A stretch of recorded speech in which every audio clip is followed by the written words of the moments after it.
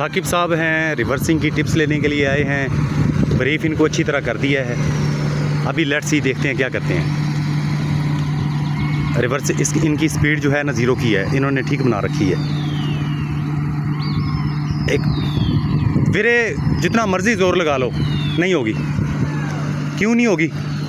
हमारा टायर जो है ना, टायर देख रहे हैं, टायर पीछे चला गया। टायर थोड़ा सा गाड़ी आगे होती ना, ये कोने वाली कोन से तकरीबन 4 फुट आगे हो। कितनी? 4 फुट आगे हो। आगे करें ज़रा, रुक जाए। ओके, यहाँ से गाड़ी मूव करो। जब 4.5 फुट पे फासले पे आए ना, तो फिर आपने स्टीयरिंग घुमाना शुरू कर देना है। जल्दी से तेज़ी के साथ गोली की तरह घुमा देना। घुमा दो गोली की तरह घुमा दो और आंखें बंद कर लो।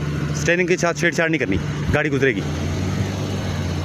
ओके, अभी सामने नज़र रखो, इस तरफ। शाबाश। गाड़ी सीधी हो चुकी है, स्टीयरिंग सीधा कर लो, निकल जाओ।